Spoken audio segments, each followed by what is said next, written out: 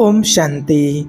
मनुष्यों को दुष्ट पति पत्नी क्यों मिलते हैं, इसका क्या कारण है? कई लोग इस चीज़ से परेशान हैं कि कितने ही लोगों को ऐसे पति पत्नी मिलते हैं जिनसे उनकी बनती नहीं है, हमेशा लड़ाई झगड़ा होता रहता है। और कितने ही ऐसे भी केस आए हैं कि डिवोर्स हो रहा है, किसी का डिवोर्स चल रहा है, कोर्ट में केस चल रहा है। ऐसे बहुत सारे आपने भी केस देखे होंगे। और कई ऐसे लोग होते हैं जिनको बहुत अच्छे पति पत्नी मिलते हैं, उनका जीवन, उनकी ज़िंदगी जैसे कि स्वर्ग की तरह, देवताओं के जैसी चलती है। तो आखिर ऐसा होता क्यों है? इसका कारण क्या होता है कि कोई कोई बहुत परेशान होते हैं। कई लोगों के जीवन में तो ऐसी भी समस्या खड़ी हो जाती है पति पत्नी के बीच में कि उनको समझ नहीं आता, निर्णय नहीं कर पाते हैं कि आखिर करना क्या है। तो देखिए, आप सभी को पता है, सभी ने देखा है, माता सीता जी जो थी वो अपना भगवान किसको मानती थी? श्री राम जी को। और मंदोदरी जो थी वो अपना भगवान किसे मानती थी? किसको भगवान के रूप में देखती थी? रावण को। सभी को पता है। आप रावण को भगवान नहीं मानते हैं, ना कोई मान सकता है, पर मंदोदरी तो अपने पति को, रावण को भी भगवान मानती थी। रावण कैसा भी था, हमारे और आपके लिए तो कैसा भी था, लेकिन मंदोदरी तो उसको पति मानती थी। वो सच्ची निष्ठा से उसकी पति की तरह भावना रखती थी। तो रावण का कल्याण हो या ना हो, पर मंदोदरी का उद्धार जरूर हो गया, क्योंकि उसकी दृष्टि पवित्र थी। आपका पति भले किसी प्रकार के अच्छे या बुरा हो सकते हैं, दुष्ट हो सकते हैं, लेकिन उसकी दुर्गति हो सकती है।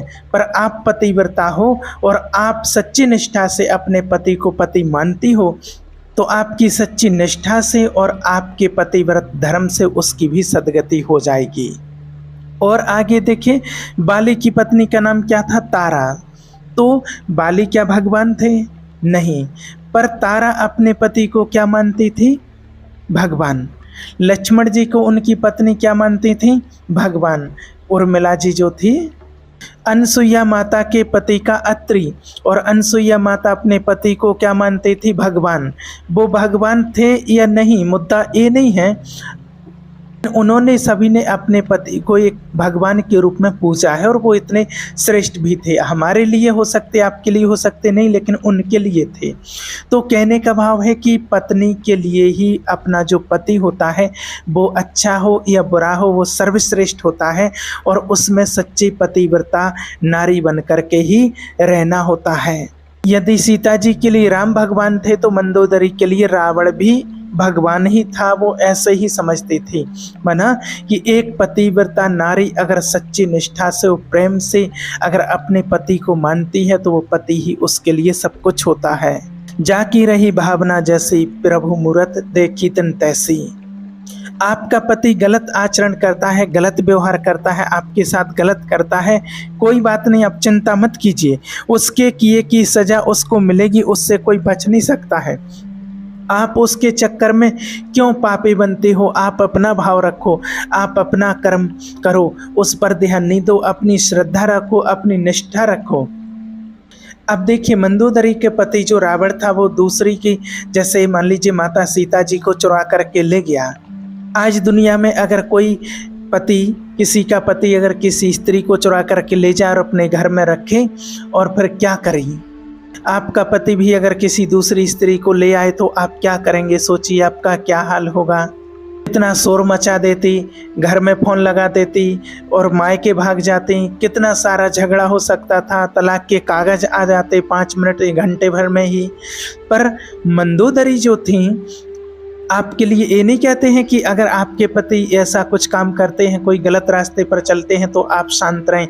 ये नहीं कहते हैं आपके लिए, और ना कभी कहेंगे कि आप शांत बैठे रहना। नहीं, आपको केवल ये समझा रहे हैं कि आपके पति तो रावण से बढ़िया हैं। रावण तो खुलेआम किसी और पत्नी को चुरा करके ले आया। कैसी दिल वाली वो मंदोदरी रही होगी, फिर भी अपने पति में वो भगवान का दर्शन करती थी। इसका मतलब ये है कि पति अच्छा हो या बुरा हो, आप अपना कर्तव्य पूरा कीजिए। उसके किए की सजा उसको बाद में मिलेगी। रावण को मिली ना, उसने जो कर्म किया था, तो उसके किए की सजा रावण को मिली है। याद रखना, गली गली आज उसके पुतले जलाए जाते हैं। आज रावण नाम का कोई बच्चा नहीं होता है, कोई माँ बाप नाम नहीं रखते हैं। राम तो लाखों में मिल जाएंगे, हर माँ बाप अपने बेटे का नाम राम रख लेंगे, लेकिन रावण तो कोई नहीं रखेगा ना।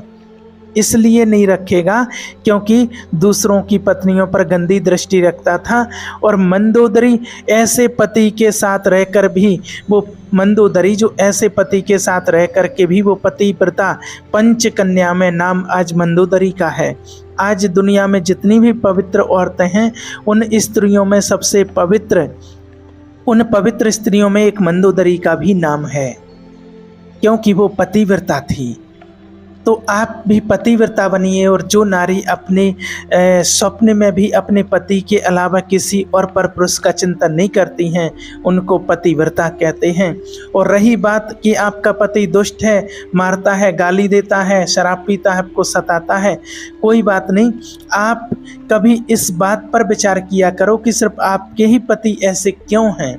आपने किसी जन्म में कोई पाप किया होगा, जिस पाप का फल इस जन्म में भोगने को मिल रहा है। कोहू न काहू को सुख कर दरदाता, कोहू न काहू को सुख दुख कर दाता, निज कृत कर्म भोग सब भ्राता। कोई किसी को सुख नहीं देता, कोई किसी को दुख नहीं देता है। हर व्यक्ति अपने ही कर्मों का फल भोगता है इस दुनिया में। आप इस बात को अच्छे से याद रखिए। किसी को पत्नी अच्छी नहीं मिलती है तो किसी को पति अच्छा नहीं मिलता है। आपने जैसा कर्म किया होगा पिछले जन्म में, इस जन्म में वैसी जोड़ी आपकी बनी है। अच्छा किया था तो सब बढ़िया है, बुरा किया है तो जो किया है वो भोगना पड़ेगा। कहीं ना कहीं तो गलतियां होती ही हैं, और आपके जीवन में जब कष्ट मिलता है तो आपके द्वारा ही किया हुआ पाप ही आपके सामने, आपके द्वारा किया हुआ पाप प्रकट हो जाता है। आप कहते हैं कई बार कि बुढ़ापे में शरीर रोगी हो जाता है, ये रोग नहीं है, ये आपके जीवन के किए हुए पाप रोग बन करके आपके सामने प्रकट हो गए हैं। इस जीवन भर के पाप क्या बन गए हैं? रोग बन गए हैं, और रोग बन करके आपको दुख दे रहे हैं। इसलिए हम किसी पर आरोप ना लगाएं कि इसके कारण दुख मिला, पति के कारण दुख मिला, पत्नी के कारण दुख मिला। कोई सुख दुख नहीं देता है।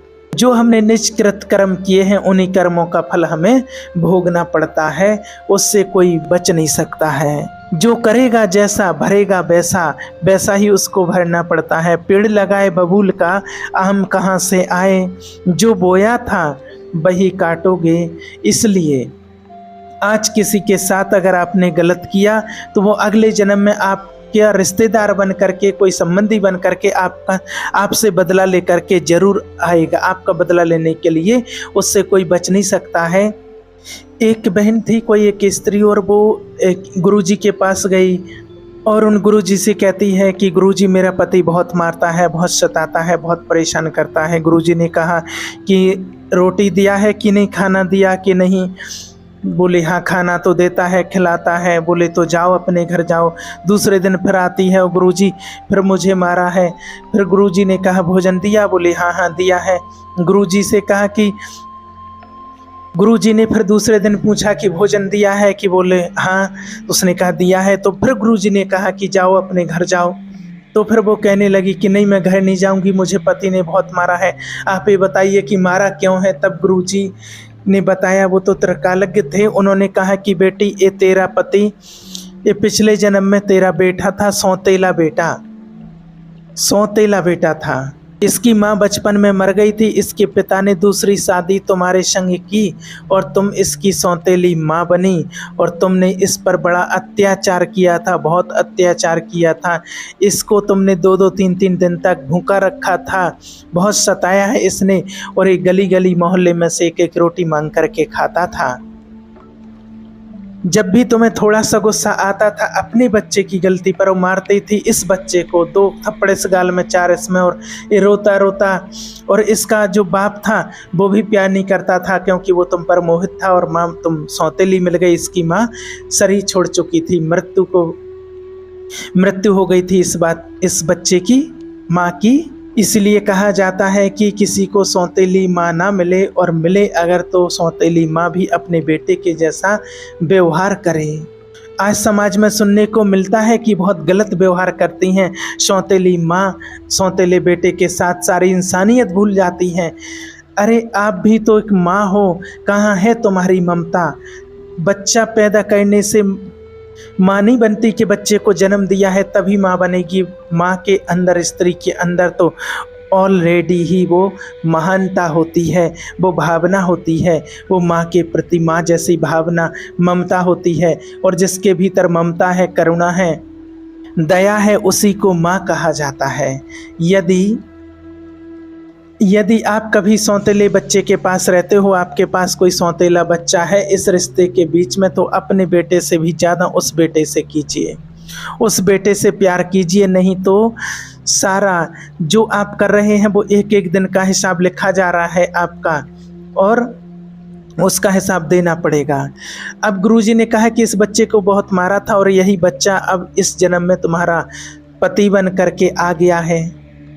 अब वो तुम्हें मार रहा है, उस पति ने नहीं मारा है। और जितने थप्पड़ तुमने मारे थे, इतने एक एक थप्पड़ को ब्याज सहित वो तुम्हारे लिए मार रहा है, और उतने ही थप्पड़ मारेगा जितने तुमने इसे मारे थे। कोई व्यर्थ नहीं मारेगा। हमें कोई मार देता है तो कोई वैसे ही नहीं मार देता है, जाने अनजाने में कभी ना कभी किसी जन्म में कष्ट जरूर दिया होगा, तो वो तो केवल अपना बदला ले रहा है। और ये नियति का विधान है कि उससे बच कोई नहीं सकता है। जो कर्म करता है उस कर्म का फल भोगना ही पड़ता है, बचेगा कोई भी नहीं। इसलिए कभी किसी के साथ गलत व्यवहार मत करना, कभी भी किसी के साथ गलत आचरण ना हो, कोई गंदी गलत बात ना हो, किसी का दिल ना दुखाओ, और हो सके तो अपने व्यवहार से उसको प्रसन्न रखो। जब आप किसी को दुख नहीं देंगे तो आपको लिखित में देते हैं कि अगर आप किसी को दुख नहीं देते हैं तो आपको भी कभी स्वप्न में भी दुख नहीं मिल सकता है। ये आपके लिए वचन है। आप अपने मन से, विचारों से, मनसा वाचा कर्मणा, मन से, वाणी से, कर्म से, व्यवहार से आप किसी को कष्ट ना दीजिए। फिर देखना कि भगवान आपके रास्ते को कैसे झाड़ू से साफ करते हुए आपके आगे आगे चलेंगे। भगवान आगे आगे चलेंगे तुम्हारे लिए रास्ता साफ करते हुए। रामचरितमानस में लिखा हुआ है कि जब राम जी 14 वर्ष के लिए वनवास गए थे तो राम जी के पैर में कांटा और कंकड़ चुभ रहे थे, और उसी रास्ते से जब भरत जी गए तो रामचरितमानस में लिखा है कि वही कांटे और कंकड़ जो श्री राम जी के पाँव में चुभ रहे थे, भरत के प्रेम को देख करके वही कांटे और कंकड़ पुष्प बनते हुए और भरत जी का रास्ता साफ करते हुए निकलते थे। भरत जी के पाँव में छाला नहीं पड़ा, क्योंकि वो पृथ्वी भी कठोर से कोमल हो गई थी, वो कंकड़ और कांटे भी पुष्प बन गए थे। क्योंकि भगवान कहते हैं कि जो मुझे पाने के लिए बढ़ता है, मैं उसके रास्ते के लिए सारे दुख दूर कर दिया करता हूँ, सारी बाधाएं मिटा दिया करता हूँ।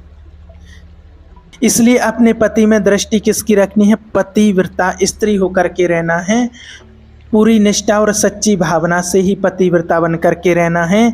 और जो पुरुष हैं, भाई लोग हैं, उनको चाहिए कि आप भी अपनी पत्नियों का सम्मान किया करें। जो पति, ध्यान रखना, नारियों पर हाथ उठाता है वो पुरुष नहीं, उसको नपुंसक कहा गया है। ये हम नहीं कह रहे हैं, भीष्म पितामह ने महाभारत में बोला है, महाभारत में स्पष्ट कहा गया है। जो पुरुष अपनी स्त्री पर हाथ उठाते हैं उसे पुरुष नहीं, उसे नपुंसक कहते हैं। क्यों? क्योंकि पितामह भीष्म जो थे, उनके सामने अर्जुन खड़े थे और अर्जुन का रथ आज शिखंडी चला रहा था, और शिखंडी को देख करके पितामह भीष्म ने आज बाण नहीं चलाए। क्यों नहीं चलाए? क्योंकि पितामह भीष्म शिखंडी को एक स्त्री मानते थे, और पितामह भीष्म का वचन था कि मैं कभी भी स्त्रियों पर प्रहार नहीं करूँगा, कभी भी स्त्रियों पर प्रहार नहीं करूँगा। मर गए पितामह भीष्म, बाणों की सैया प्राप्त कर ली, पर उन्होंने स्त्रियों पर बाण नहीं चलाया। इसलिए सच्चा पुरुष वही है जो नारी का सम्मान करे, नारी का आदर करे, यूं बात बात पर यूं ना के हाथ उठाता रहे। आप डांट लो, थोड़ा बहुत डांटना है तो डांट सकते हो, लेकिन मारने से काम नहीं बनेगा। नारी पर बल क्या दिखाना है? अरे अगर ज़्यादा ही हाथ का बल दिखाना है तो अपनी बराबरी वाली से लड़ लो ना, बराबरी वाले से लड़ो। एक अबला नारी पर जो तुम्हारे लिए समर्पण कर चुकी है संपूर्ण तरीके से, जो आपके लिए ही आपके घर में आपके लिए दासी की तरह रहती हो, उस पर क्या आप अपनी मर्दानगी दिखा रहे हो? क्या दिखाने से मिलेगा? इसलिए नारी जाति पर कभी भी अत्याचार ना हो। हमेशा से राम जी सीता जी का सम्मान करते आए हैं, हमेशा से श्याम सुंदर राधे के सम्मान करते आए हैं, हमेशा से नारायण लक्ष्मी का सम्मान करते आए हैं, हमेशा से महादेव माता पार्वती का सम्मान करते हुए आए हैं, हमेशा से शंकर जी ने पार्वती जी को बाजू में बिठाया है, हमेशा नारायण ने लक्ष्मी को बाजू में बिठाया, हमेशा कृष्ण ने राधा को बाजू में बिठाया है, हमेशा से राम ने सीता जी को अपने बाजू में बिठाया है। 50% पुरुष और 50% नारी मिलकर के ये दोनों 100 बनते हैं। इसलिए नारी का सम्मान उतना ही हो जितना कि पुरुष अपना सम्मान चाहते हैं। कई पुरुष ऐसे होते हैं कि नारी तो पाँव की जूती है। अरे भाई, नारी पाँव की जूती नहीं होती है, वो तो सिर की पगड़ी होती है। नारी सिर की पगड़ी होती है। अरे नारी निंदा ना करो, नारी नर की खान, और नारी ने पैदा किए राम कृष्ण हनुमान। नारी ना होती तो ये पुरुष ना होते, नारी ना होती तो मर्द ना होता। इसलिए जो अपने आप को समझते हैं कि मैं मर्द हूँ, मैं ताकतवर हूँ, तो मर्द ही तब बने हो जब तुम्हारी माँ ने तुमको 9 माह तक अपनी माँ ने अपने पेट में रखा है, अपने लहू से आपकी सिंचाई की है, तब मर्द बन रहे हो। तो जिस माँ के कारण तुम मर्द कहलाते हो, उस स्त्री जाति का अपमान करना, क्या यही तुम्हारे संस्कार हैं? पुरुष को चाहिए कि नारी का सम्मान करे, पति पत्नी का सम्मान करे, और नारी को चाहिए कि वो पुरुष का सम्मान करे, यानी कि पत्नी पति का सम्मान करें, यानी कि गृहस्थी सम्मान देने वाली। पति पत्नी सम्मान एक दूसरे को आपस में दें, बच्चों को सम्मान दें, वो बच्चे आपको सम्मान दें, अतिथि को सम्मान दो, यानी कि मतलब देना सीखो। जब आप देना सीखेंगे तो अपने आप लोग आपको देंगे। अगर आप देखिए कोई आपको गालियां देता है तो आप क्या करते हो? आप भी गालियां देने लग जाते हो। ऐसा नहीं कि कोई गालियां दे रहा है और आप उसकी आरती उतारने लग जाओ, नहीं। जो आप दूसरों को देते हैं वही आपको मिलता है। अगर आपने किसी का अपमान किया समाज में तो पूरा समाज आपकी अपमान ही करेगी, और यदि आपने किसी का सम्मान किया तो आपका भी सम्मान ही होगा। इसलिए अपमान करने से अपमान मिलता है और सम्मान करने से सम्मान मिलता है। इसलिए सम्मान चाहते हो तो सम्मान करना सीखो, सम्मान चाहते हो तो सम्मान करना सीखो, सम्मान चाहते हो तो सम्मान करना सीखो। सास का सम्मान करो, सास को भी चाहिए कि वो बहू का सम्मान किया करें। जब त्योहार आते हैं तो देखिए, अपनी बेटी को तो बढ़िया साड़ी उड़ाती हैं। बेटी अपने घर से जब जाती है तो ये भी ले जा, घी ले जाओ, इतना सामान सट्टा ये सब कुछ कर ले जाओ। ऐसे माँ अपनी बेटी को बांध देती है मायके से, जब बेटी ससुराल जाती है कुछ। और जब बहू अपने मायके जाती है तो कभी रास्ते के लिए पूड़ी भी नहीं बांधती हैं सासू माँ के, लो रास्ते में खा लेना, खाना भी नहीं देती हैं कि खा लेना। अगर बेटी से 4 दिन तक बात ना हो पाए माँ की तो बड़ा दुखी होती है, और बहू से महीनों तक बात ना हो तो उसका ब्लड प्रेशर कुछ भी हाई और कम नहीं होता है। बेटी का तो ख्याल रखा पर बहू का ख्याल नहीं रहा। देखिए, तो आपके इसी दोहरे व्यवहार ने ही तो समाज की ऐसी व्यवस्थाएं बिगाड़ी हैं, ऐसी व्यवस्था हो गई है। पहले ऐसा व्यवहार नहीं करते थे हमारे यहाँ। जितना आदर आप अपनी बेटी को देती हो, इतना आदर यदि आप अपनी बहू को भी देती तो आपको कहते हैं कि बहू आपकी बेटी बनकर आपकी सेवा करती, और यदि नहीं करती तब वो बहू नमक हराम कहलाती।